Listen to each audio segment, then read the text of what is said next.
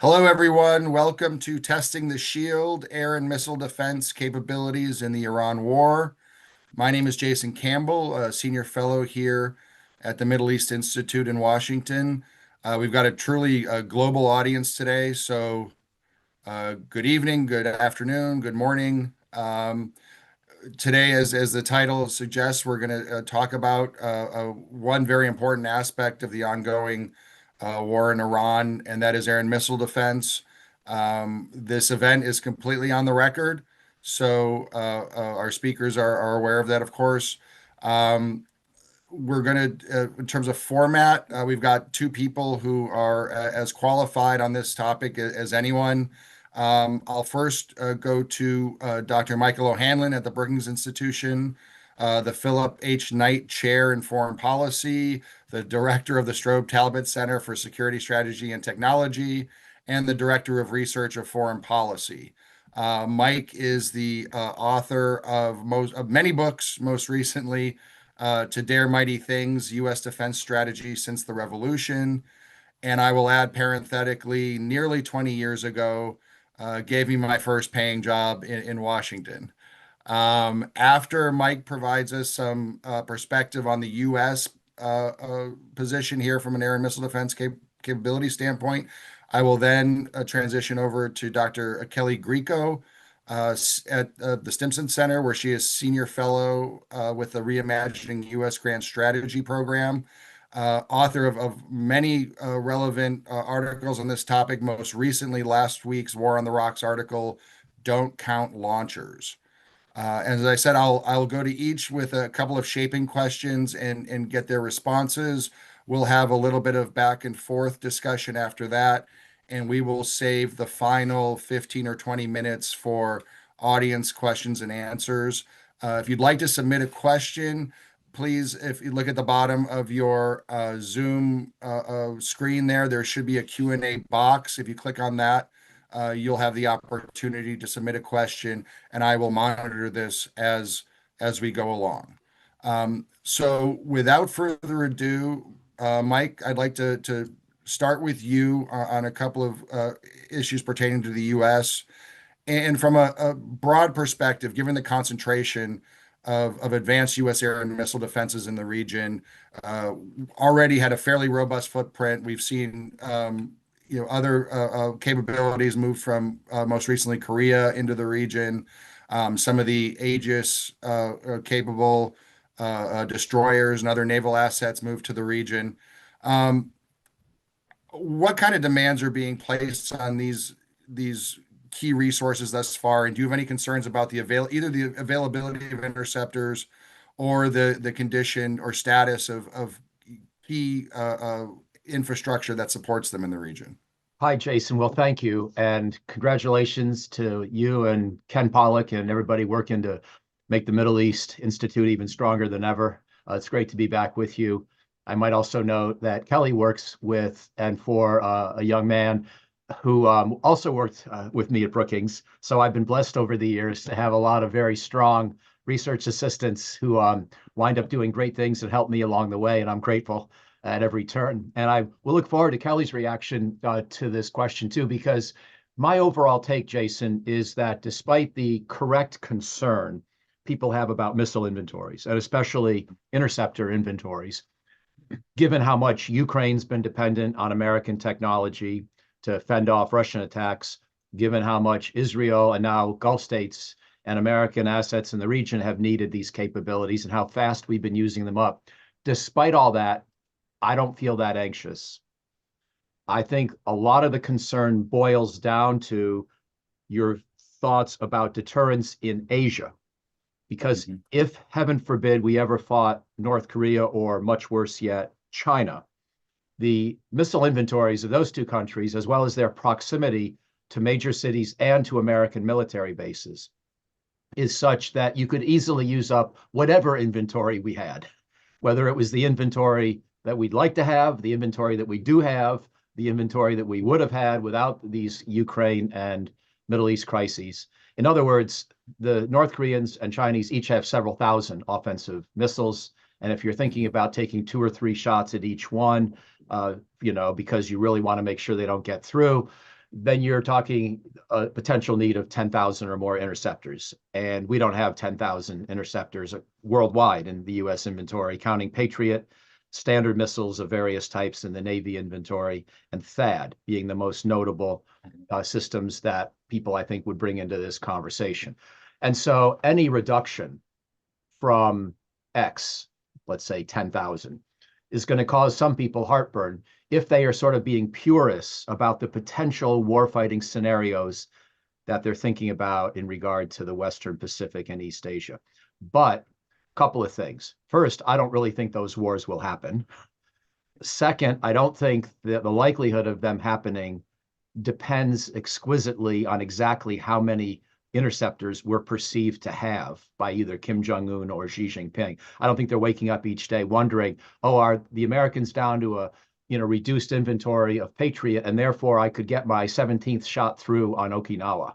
I don't think that's how they're going to decide if and when to ever launch a war. There are way too many uncertainties about our capabilities, way too many ways we can hurt them, way too devastating of a prognosis if either of these wars ever happens.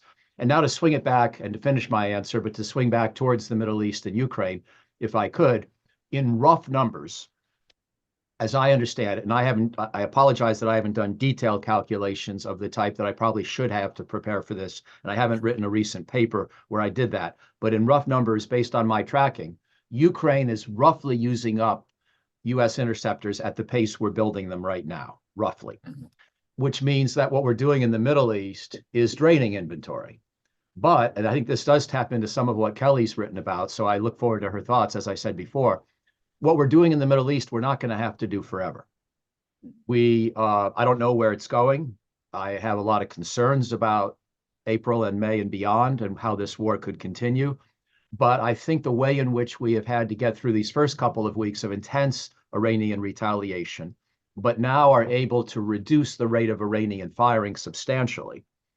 I think the bigger question in the Middle East in some ways is how fast can we build up drone defenses using Ukrainian help? And even if we are depleting Patriot, THAAD, and Standard missile inventories at some pace right now, in a way that causes me concern and should be replenished by a supplemental appropriation quickly, and we should have a bigger inventory requirement for each of those systems, and we should have a more capable industrial base. So all the concerns that are being voiced these days are valid. The numbers should go up. It would be better if they were already higher. But I don't sense that our ability to help Ukraine protect itself, Israel, Jordan, UAE, GCC countries protect themselves, the United States ourselves, defend our own assets. I don't think any of these things are at acute risk based on depleted inventories. And nor do I expect deterrence to fail in regard to North Korea or China, just because we're a little lower than we'd like to be. So I hope that comes off as a mixed message. I do have concerns. I do want to strengthen our capabilities in these areas, but I don't sense that we are at acute strategic distress or risk at the moment. Okay, great. And just to build off that a little bit, to what extent, we've seen over the last 3+ years, the Ukrainians, really devise some very, interesting ways to confront some of, especially the drone threats from Russia. To what extent is the U.S., Pentagon's, budgeting acquisition, you, to is that something that's in the works? Is that something that could have been perhaps better incorporated into the planning for Iran? How is that a factor here, and what kind of a potential timeline are we talking about? It's a great question. Well, of course, we always could have done better. And if we had known what was coming, we would have done more.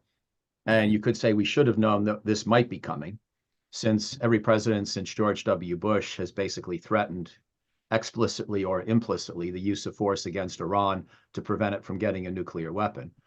Previous presidents didn't really think we were on the cusp of actually doing so with military offensive force, but you might have argued that we should have anticipated that scenario. And certainly since 2022 and 2023, watching the Ukraine war, we should have known. So yeah, coulda, shoulda, woulda. But what I'm more interested in right now is how fast we can adapt from a running or a standing start, if you will, now that we are seeing Iranian retaliation. there's been a fair amount of damage in the Middle East already, but frankly, nothing that can't be repaired. There have been some lives lost, very sadly, but the amount of infrastructure and economic damage, I think, is of a scale where we don't need to wring our hands too much of the damage that's happened that might have been preventable, as long as we now do pivot and really go, full speed ahead with the expectation this war may continue. And so we better not presume a near-term ceasefire and therefore hold off on helping the GCC states and others build drone defenses. It's time to do so, at 75 or 80 miles an hour right now. Okay. And just to put a bow on that, I'm thinking back, you remember in Iraq when, the explosively formed penetrators and some of these, roadside bombs became so proficient, and their, Secretary Gates was so influential in pushing for, again, like a quick purchase of the MRAPs Right. to be produced and sent out to Iraq and then later Afghanistan to address a very specific problem in a way that was outside of the, the normal procedures of budget. Is there something like that in that, obviously Congress would have to be involved here. And given that the administration is reportedly asking for $200 billion more dollars here, I'm sure they will be. Is there an option or a process like that that could help proliferate some of these more cost-effective options in the near term? I think the answer is yes, and I think you do well to bring back the MRAP example, which of course was done with Overseas Contingency Operations Yep. Funds, the nickname that we used back in that day for supplementals. And people got tired of the OCO because it became just a way to fund the war, even once the war had been going on for 5 or 10 years. And so finally, it was wrapped into the regular budget process during the Biden administration. But that was for that particular type of conflict that was already well underway for many years. In this case, yeah, I think we do need some of those measures. I'm not a supporter of the $200 billion supplemental in the way I'm hearing it described so far. I don't think it should be essentially a blank check for President Trump. And I'm in favor of a supplemental more in the range of 60 to 75 billion that pays for what we've done so far, provides a few more weeks of funding for the same kind of thing, and then buys some of these capabilities that you just alluded to, or at least begins that process, and then actually explicitly prohibits the use of a ground invasion force as part of a sort of after the fact authorization on the use of force that I would weave into the supplemental appropriation. That's my idea for what to do now. And it would Okay. include some funding along the lines of what you just said. Maybe not the whole architecture, but Sure. certainly the immediate near-term requirements that we'd like to see the Gulf states have as soon as possible. Okay, great. Thanks. I'd like to now transition over to Kelly. Kelly, we will, I promise you, save enough time to get your reactions to all of that because I know you've got them.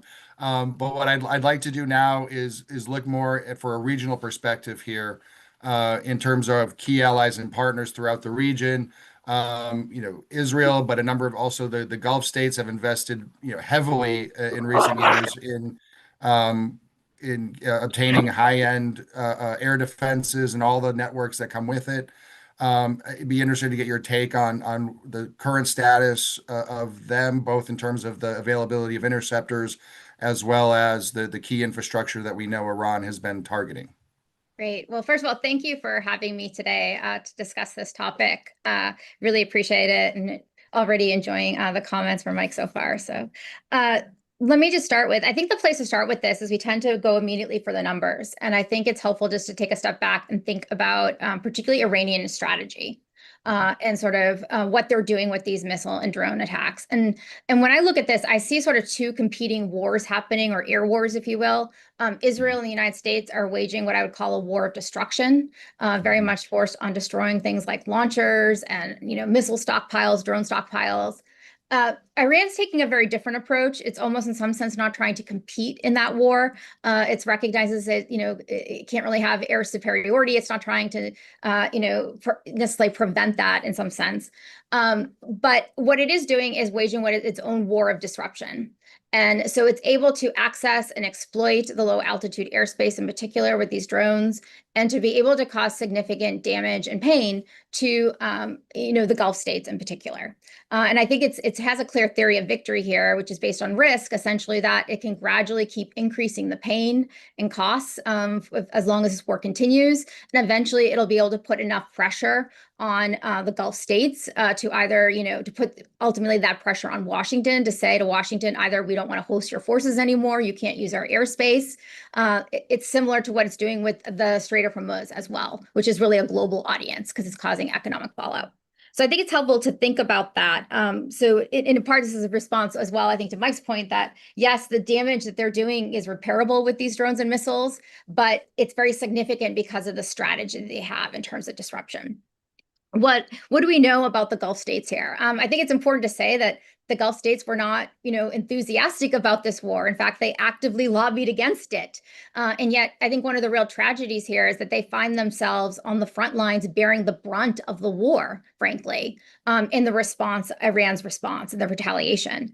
I think it's remarkable what they've done with their defenses so far. And it's helpful to, I think, distinguish when we talk about their capabilities and their capacity between this ballistic missile threats they're facing, and then also these lower end Shahed drone threats. So on the ballistic missile front, the early days, the large barrages of these, it's dropped off. We talk a lot about the dropping off of the rate. High interception rates, they were reporting on this. In some sense, we'll see after action, reviews what we actually find, because these numbers tend to go down a bit with those after actions. But what we see is that the Gulf states, as you said, invested for years now in building up that particular architecture against ballistic missile threats, really thinking about Iran in particular. And so the kinds of sensors and radars they developed, and investing in American-made Patriot systems, and that was all on display. I will say, though, that when we look at the number of incoming missiles that they had to engage, and what we know about their stockpile sizes based on foreign military sales, it looks like even in the first week, they really went through that pile probably pretty quickly. Probably somewhere in the order of 85 to 90%. Of course, the Americans would have been taking off some of that pressure, almost certainly, but it tells piles would have been under it. I imagine they've gone through, a large percentage, let's put it that way, of their existing interceptors, and this will take years to replace. When we look at the Shahed drones, which are in some sense the lower end threat, not as sophisticated, but they're very deadly. And so one of the things I'll just say that we know UAE for a while is providing very detailed information about interceptions and that's daily, what it was facing daily. Overall, what we found is that that states have been having a harder time intercepting those compared to the ballistic missiles. Still high interception rates, but the rates of interception have been a bit lower on that. And I think it reflects a couple things here. One is that because these states had invested in the high-end ballistic missile threat architecture, they hadn't really emphasized as much this lower-end threat. So you need a different set of sensors and radars to be able to detect these. So that's part of it. And then we see some real gaps, I'll just say, in sort of, the kinds of SHORAD, short-range air defense, capabilities, these kinds of drone interceptors, things like that. And so it seems from what I know that that Gulf states in particular have been relying a lot on fighter aircraft and using anti-air missiles to, intercept a lot of these Shahed drones. And, I'll just say that on those anti-air missiles, those are also finite stockpiles. I have some concerns about how much they've used on that. And of course, they're doing a lot of wear and tear on these aircraft as well. And this is, a lot of hard work for the pilots. So I would just say, the system is not broken. They're still defending, but they've gone in deep, really deep into stockpiles. And it's going to take years to recover from this. Okay, great. And what kind of, alternative options are there? We talked to Mike about, obviously you're seeing reports now. The Saudis are engaging the Ukrainians. Qatari officials are talking about working with the Ukrainians. Are there, as you talked about some of the holes and some of the lower end, is that something they're they're obviously working to patch up quickly. What kind of timelines there are we talking about? Is that something that's in the immediate term, near term? What's the Yeah, so I think, this is a key question. I mean, there are a couple of cheaper ways to intercept these Shahed drones. One that the United States is using is essentially put a precision laser guided system onto dumb rockets that it's using. It's modified its fighter aircraft. Some of it's fighter aircraft, and also it's Apache to carry these. We know the Saudis put in an order for, I think it's 10,000 of them in 2025. Not clear if any of those have been delivered, but one option would be to provide them with some of these kits. And if they're able to modify their aircraft, I haven't seen any evidence that's happening, but that would be one option. And obviously, the U.S. has history with modifying the aircraft, so that is something that perhaps could be done. Not clear about the timeline on that. I think the interceptor drones is the more interesting one here. We know that the Ukrainians have sent I think it's about 200 people to, around the region to try to help with providing some knowledge on this. They say they have some spare interceptor drone capacity. That might be true. I think there are two challenges here.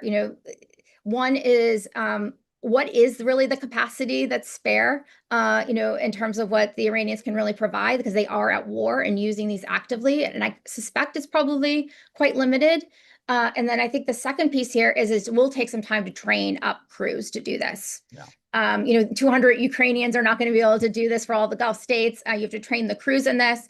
And then you also need to still deal with this issue around the sensors and the radars, so that you're able to more effectively detect these. And there are signs the Gulf states are certainly working on all these issues, but it won't happen overnight. I think, this is more, we're talking a few weeks to months, probably really months, to build up a more robust response. Okay.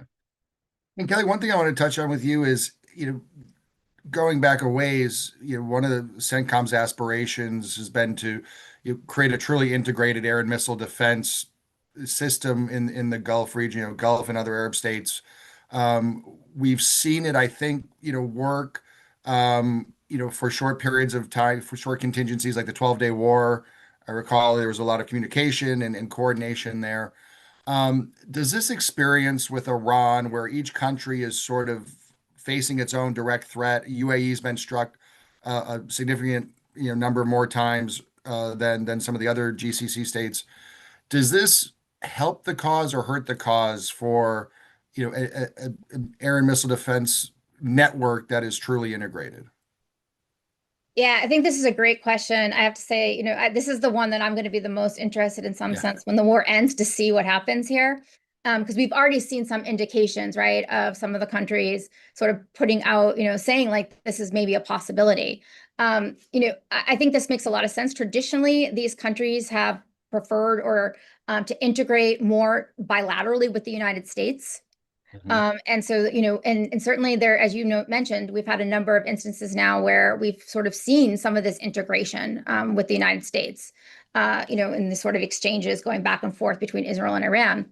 I think the next stage, though, is if the United States isn't at the epicenter of this system, it's not a series of bilateral relationships, can they integrate more amongst themselves, the Gulf states? There's some level of that, but it's spotty, it's uneven. And so I think that's a real question. And I'll just say, there are great precedents for doing this, because one, this kind of air missile defense, the key word here is defense, right? So it's defensive system, it's inherently not threatening. So sometimes that can make it easier for states to cooperate on this. And it may be a surprising example to bring up, but I keep thinking of Malaysia and Singapore. And after, in the 50s, 60s, that developed this integrated air and missile defense system together. These are two countries with very strained relations, even. And they specifically worked on this issue because it was inherently defensive, to help improve relations, and were able to do it, build up integrated air and missile defense. We've even seen, Japan and Korea, of course, it's with the United States, also working on some of this sharing of information. And so I think there's real opportunities here, because why I'm more optimistic about it is because it promotes two things: efficiency, so that you're able to know who's actually going to take the shot, and you don't avoid duplication of effort. and it'll also make it more effective. And so I think the reality of having seen this strain and how quickly you can go through interceptors, I'm hoping that this will actually lead to real progress in this area. Great. Okay. And finally, I wanted to touch on, and you certainly covered this in your War in the Rocks article, and you've tweeted or X, I don't know, prolifically on this. A very interesting question on the assessment angle of air defense, and we've seen, the Pentagon will come out and say, Iranian strikes, drone and missile strikes are at this rate, and seem to be equating sometimes behavior with capabilities, and in stating, what percentage of Iranian missile capacity has been eradicated.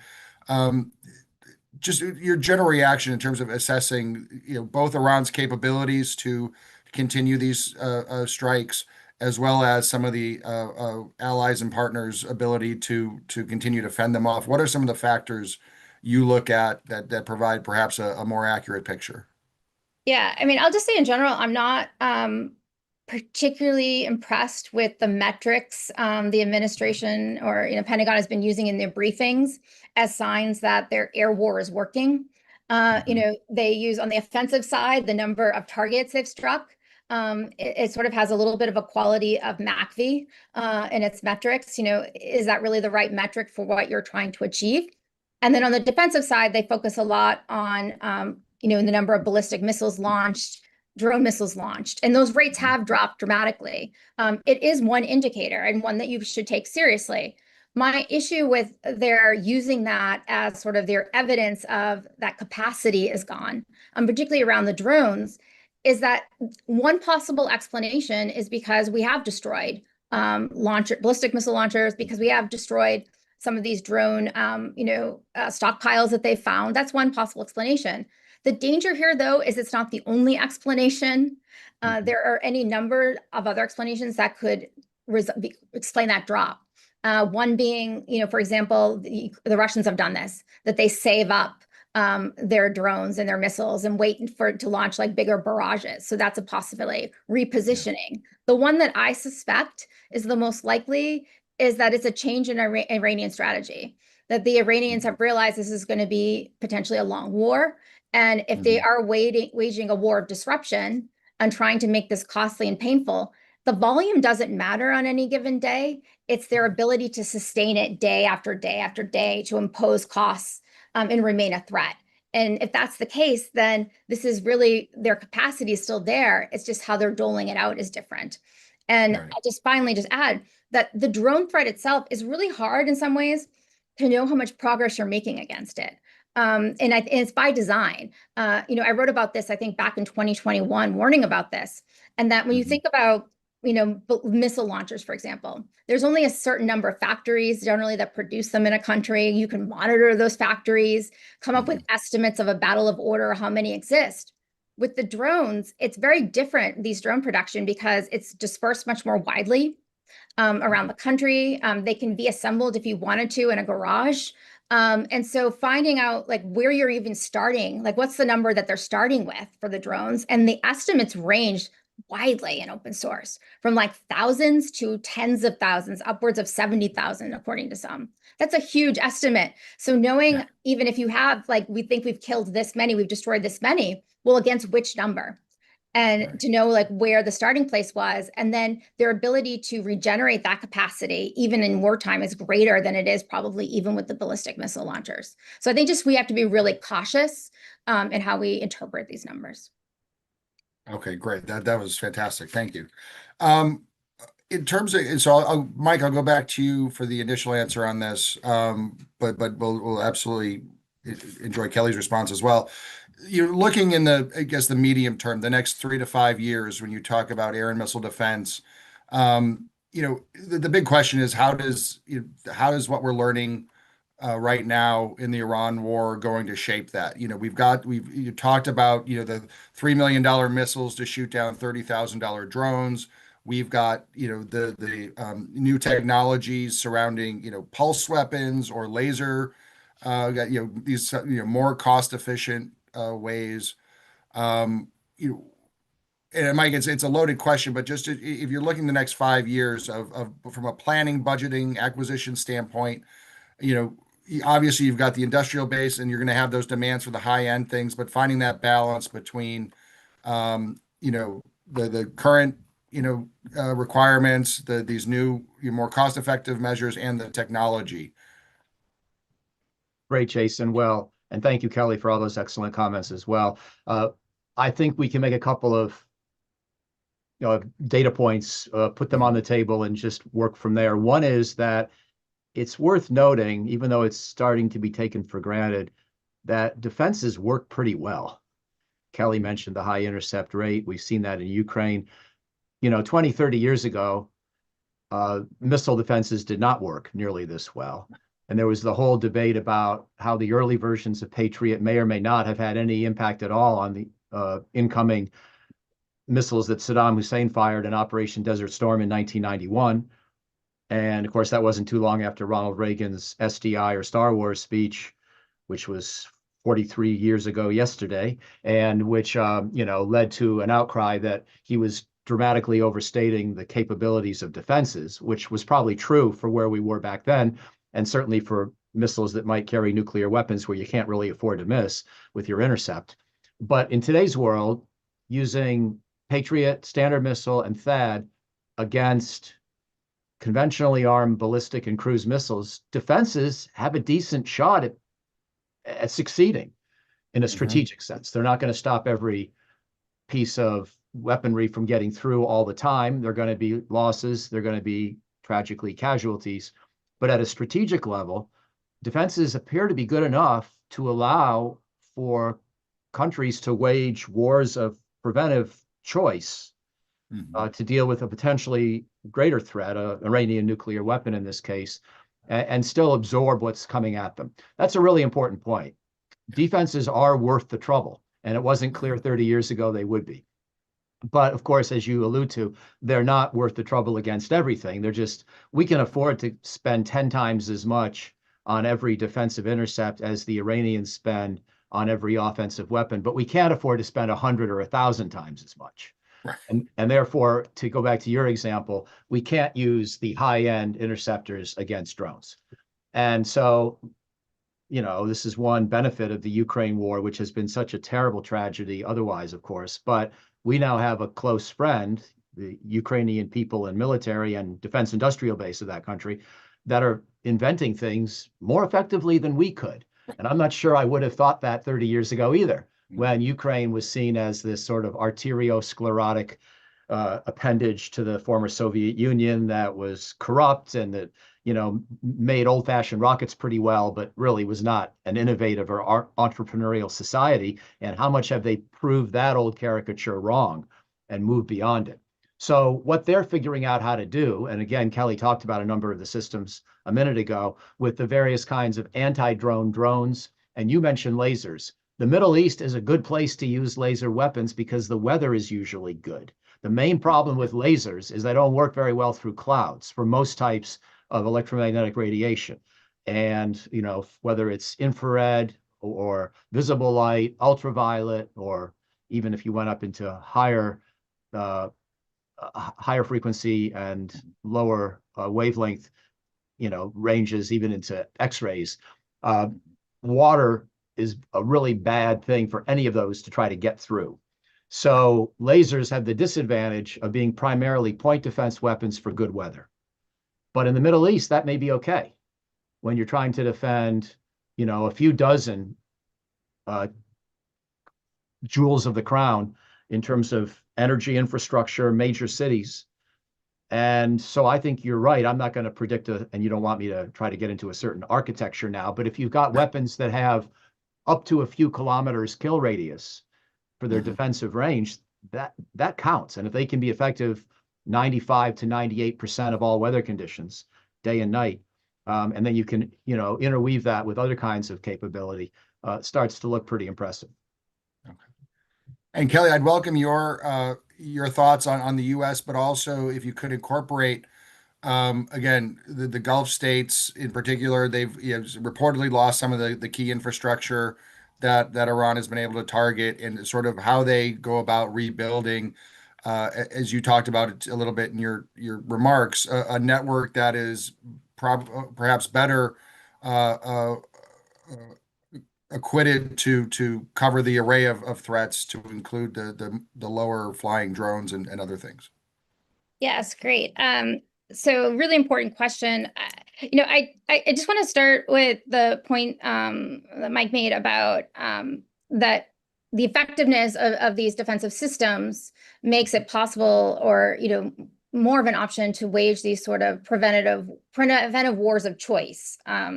And I guess I look at this and I don't see that at all. I see quite the opposite, actually, which is that when we look at the proliferation of drone and missile threats that adversaries can have, what it's actually doing is making these kind of preventive wars of choice incredibly costly.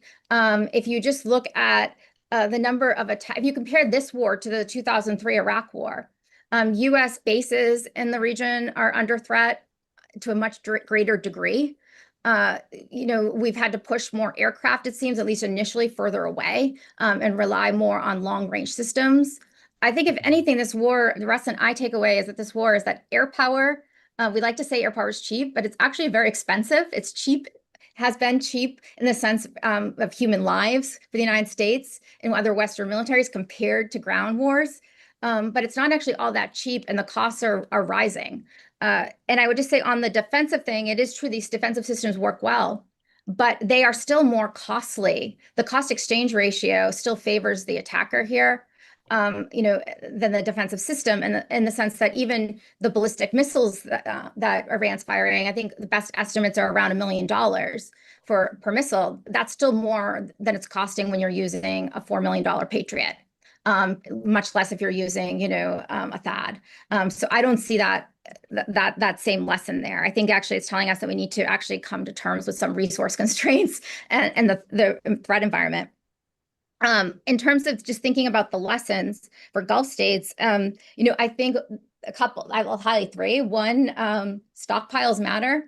And in fairness, the Gulf states are not alone on this, in the sense that, you see this in the US budgets, that we prioritize the hardware, the weapon systems, they're, the flashy things. And the stockpiles are kind of boring by comparison, but this matters a lot. So building up those stockpiles in depth, and also dispersing them, not having them centralized, really important.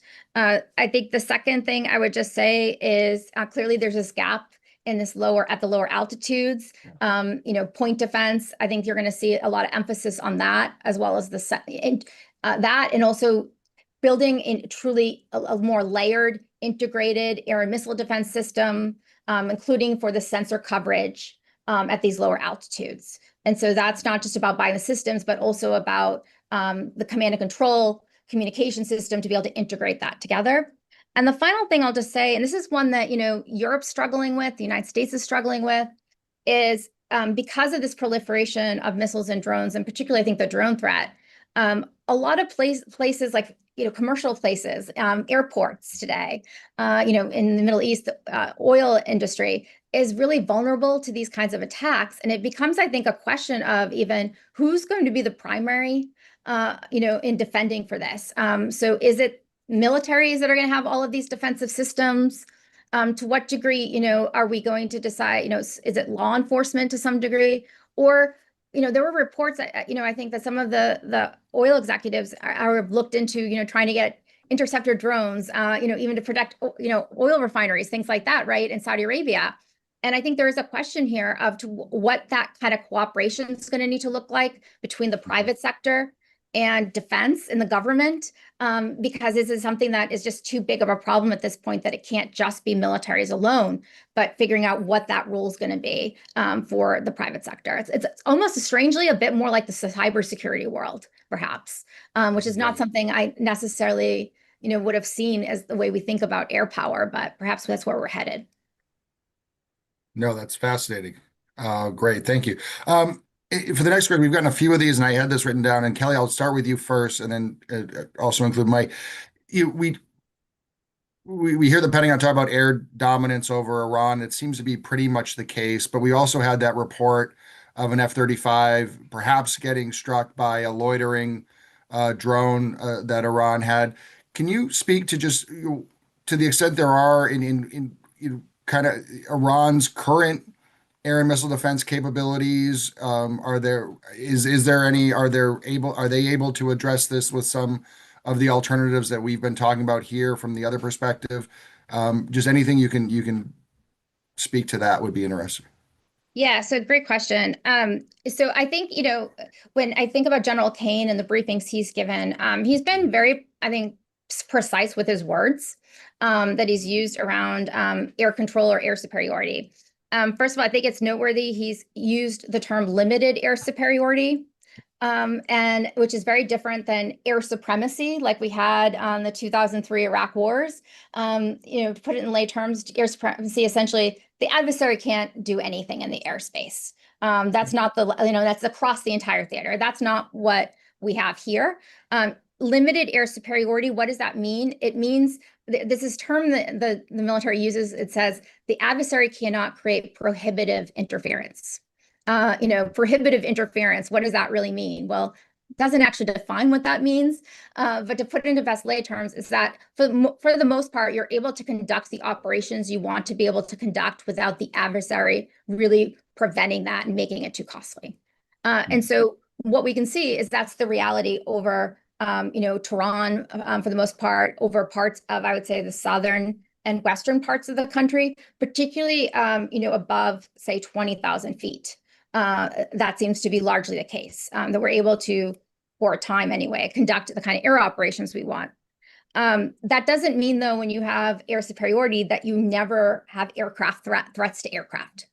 And so I think that's important to emphasize. So this is, you may still see the loss of aircraft, even though you have limited air superiority on occasion. It's not preventing you from actually conducting the operations.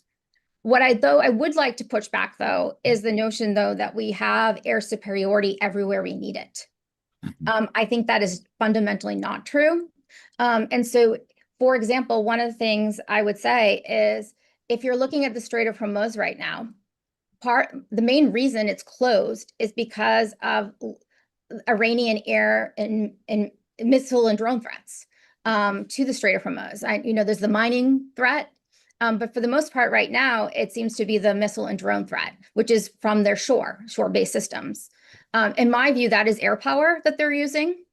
Just because it's at lower altitude doesn't mean that it's not air power. And we do not have air superiority. We don't have air superiority at those lower altitudes and over and near the Strait of Hormuz. And it is prohibitive, in my view, because the Navy is not able to conduct convoy escort operations. And so one of the strange things about this war is that the United States and Israel are excelling where you would expect them to excel in the airspace, higher altitudes, fighting the more traditional fight against, integrated air and missile defenses that the Iranians have. And where they're struggling the most is where they've underinvested, certainly in the United States, and not taken as seriously, is the lower altitude threats to air control, where the Iranians are relying more on highly mobile systems and exploiting that to deny air superiority to the United States where it really needs it. Great. Thank you for that. That's a very important clarification there. And Mike, please add any thoughts you have there. But I also wanted to add another a wrinkle that I'll also let Kelly respond to, is in terms of Iranian capabilities and technologies, we've seen over Israel, especially the use of cluster munitions that apparently were not well known to the U.S. and Israelis. We've seen a reported strike at Diego Garcia, which would have obviously extend the range of their ballistic missiles considerably. And so just in terms of the threat, what does that do both for, I think, the strategic calculus of the U.S. and certainly some of its key partners now in Europe that would fall well within that new missile radius, and what does it mean about what we really know about Iranian capabilities? So sorry to heap all that on you, but I wanted to touch on this next. Thanks, Jason and Kelly. Let me also pick up a thread that Kelly and I were pinging back and forth about the please. sort of offense-defense balance and what it means for warfare. And let me clarify that I'm, first of all, not an advocate of what we've done in Iran, certainly the way we did it without congressional or allied consultation, and also the potential escalation of the ambitions and the objectives to regime change. And I'll come back to that. But I agree with Kelly that certainly our bases are under more threat than they were, let's say, in the Iraq invasion of 2003. But having watched trends in technology throughout my career and recognizing in the 1990s and early 2000s that we were sort of in a special moment where we had achieved the precision strike revolution, others had not yet, and that was going to be an unusual moment in history. So I'm not surprised that now Iran can hit some of our bases, but I'm still a little bit surprised as well that we can have this kind of a preemptive war of choice and absorb the hits and still have the overall balance not necessarily to our disadvantage. But Kelly's right to underscore the dangers. And so nothing about this is meant to trivialize the incoming that we're taking and that Israel's taking in the GCC. It's just that when you fight a war like this and you've only lost less than 20 people killed in action, and you've only had a couple of airplanes, or a few airplanes that have been damaged or lost, and on balance, your bases are operational to the point where you're still able to do all the offensive things you want to do. That's still striking to me that ballistic missile defense is doing a pretty good job on balance. But yes, it's a complicated subject, and I'm glad for all the back and forth and the nuances that the conversation, I think, has brought in. I want to completely agree with Kelly on her point about air supremacy at different altitudes. And again, bringing my old age back into the conversation and my long experience, I'm thinking to the Kosovo War of 1999, where we only lost two pilots the entire operation. It was a training accident with Apache helicopters in Albania, I believe, not even engaged in combat. But the way that we made sure we didn't lose anybody, I think we had one or two airplanes shot down over the whole war, one of them carrying the future Air Force Chief of Staff, David Goldfein, who thankfully survived. But in any event, we stayed above 15,000 feet, which meant that we had no ability to target moving objects on the ground unless they were big, shiny things that were obvious to all. And even then, it was hard to see through the clouds on bad days. Now, the Balkans have worse weather than the Middle East, especially in March. But nonetheless, the general point is valid. And we haven't talked a lot about regime change today, but I don't think that our air supremacy, such as it is going to be enough to make a regime change insurrection very likely, or to be able to protect that sort of potential insurrection if and when it happens. So I guess, we're all having good, friendly, collegial debate. I have a slightly different view than your colleague and my good friend and former colleague, Ken Pollock, who's written a recent article in Foreign Affairs showing how maybe you improve the odds of regime change in Iran.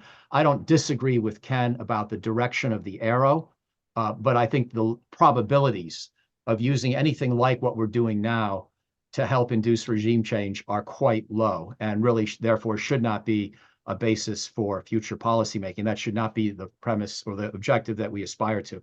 And then finally, the last thing that you said about Diego Garcia and some of the other potential threats, cluster munitions, et cetera.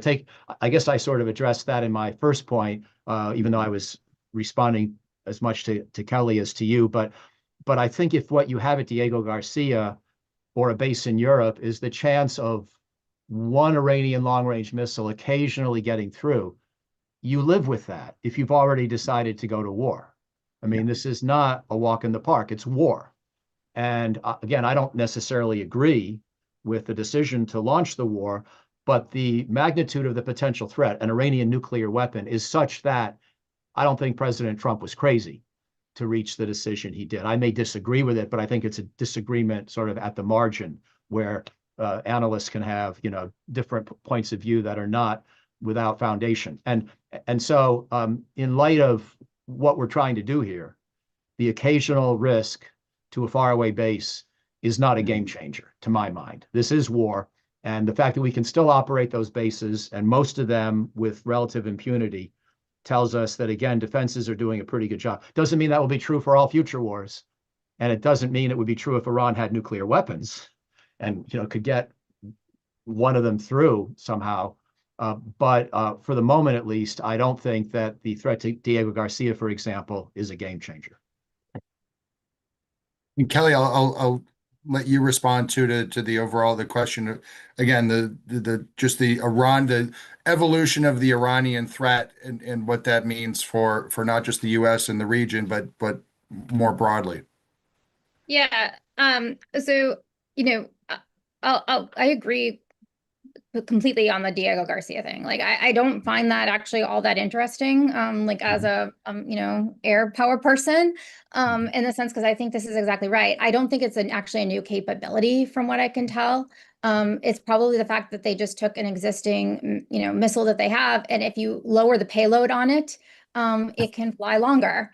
And so I don't think this is actually something really new. And I agree that this is something that you can do. Maybe they can do it on occasion if they want to. Doesn't seem at all accurate. And so I don't think it's actually much of a new threat. That's what I'll just add about that. So I don't think there's a lot that needs to be sort of done about that. It's sort of the same situation. I think that the bigger problem here, just thinking about the future, is, to go back, we're in complete agreement on the regime change issue. The idea that air power alone was going to bring regime change was always a fool's errand, in my view. There's no historical precedent for it. You need an organized, competent, ground up force to do that. And there's really not one within Iran. And so, it can't, air power is very good. It can't do that. It can't reshape the politics inside a country. So I agree with Mike, but the reason I bring this up is because where does that leave us in terms of thinking about the threat 3 to 5 years from now? Because it seems like we're headed towards a weakened, regime, in the sense of a lot of capabilities been degraded, but still intact and quite hardline.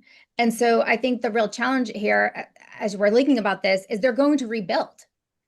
You can't prevent them from rebuilding, their missile capabilities and capacity, their drone capability and capacity. They're going to rebuild, and they also show that they learn too, in terms of, how they are approaching this war.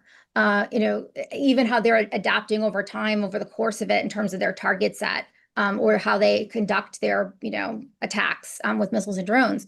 And so that's the thing that I think countries, particularly in the region, need to be thinking about, is there's going to be, a bit of a race here, in some sense, if you will, and for deterrence, between Iran rebuilding and the Gulf states and Israel also rebuilding, and beefing up their defensive capabilities.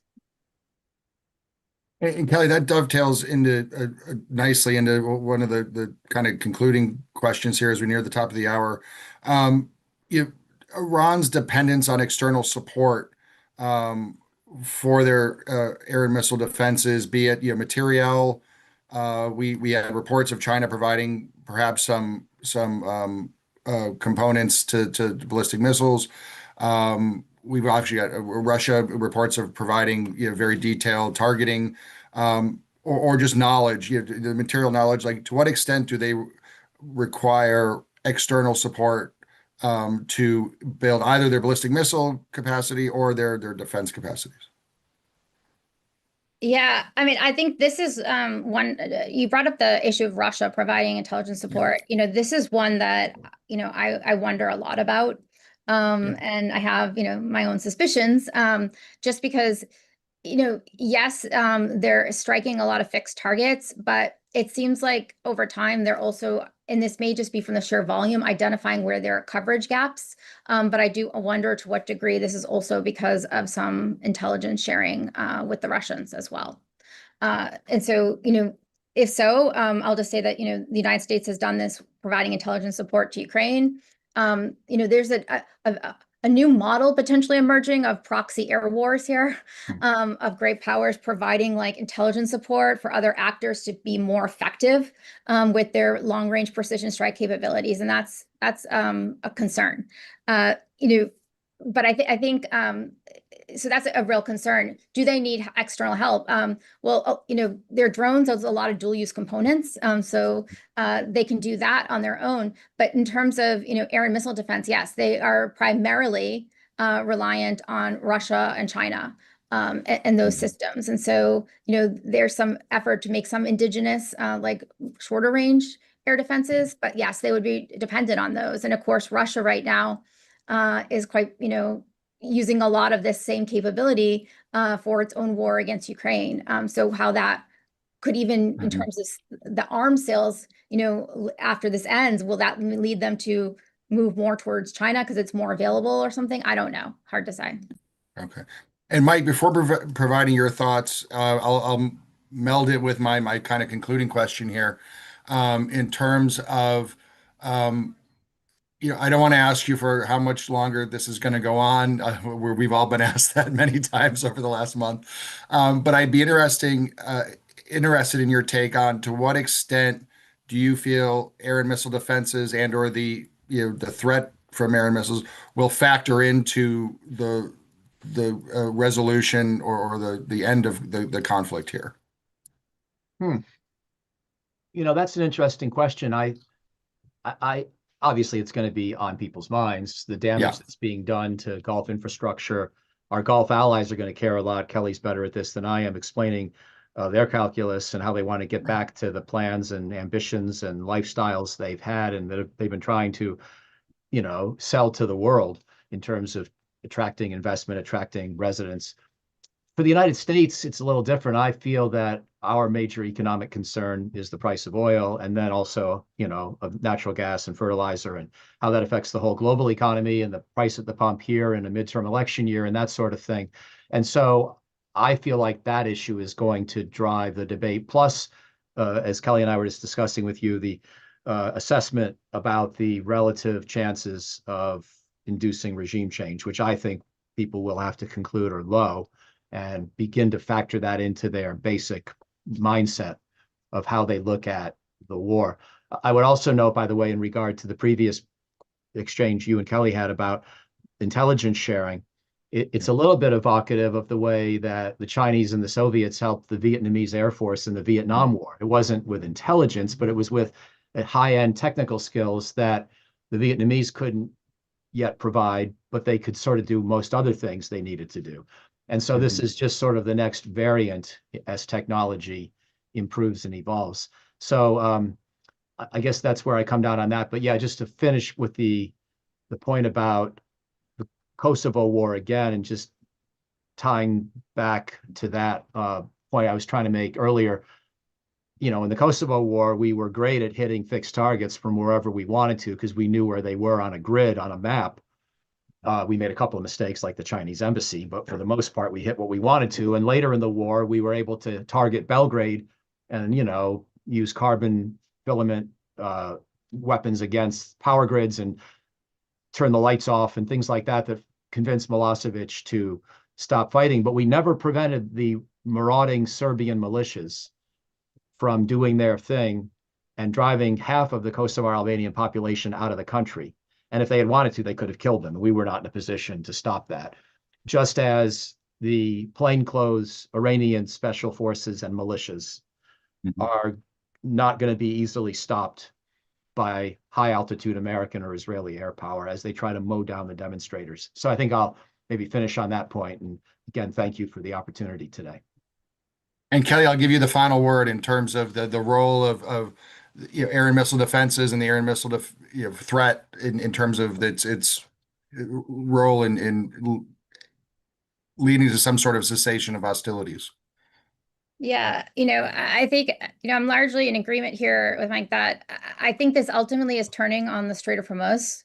That's the sort of decisive point, if you will, of the war, in part because of the global economic effects. So I think, ultimately it's going to really be about that. I do think, though, still that their war of disruption and their targeting the Gulf states still, I think, matters. And I think there are some trade-offs increasingly that we'll probably need to be thinking about, the United States and CENTCOM, which is the more it continues to conduct this war of destruction, going after Iranian military capabilities, the more they're going to respond with their war of disruption and target Gulf states and continue to inflict pain on them. And it becomes harder because interceptors are dwindling to respond to that, the cost will rise. And I think comes a point here where we have to think, have we done enough damage to their military capacity? Is it worth the marginal gains that we'll make at this point, given the costs that Iran can impose? If we haven't already reached that point, I think we're nearing it very, very quickly. Excellent. Thank you so much. Well, Mike, Kelly, thank you so much. As always, this hour went by way too fast. This has been every bit the informative discussion I knew it would be. Thank you to all who have participated remotely. This has been recorded, it is on the record, and it will be on the MEI events page going forward. Thank you all, and we will continue to hopefully put out as good a content as this in the near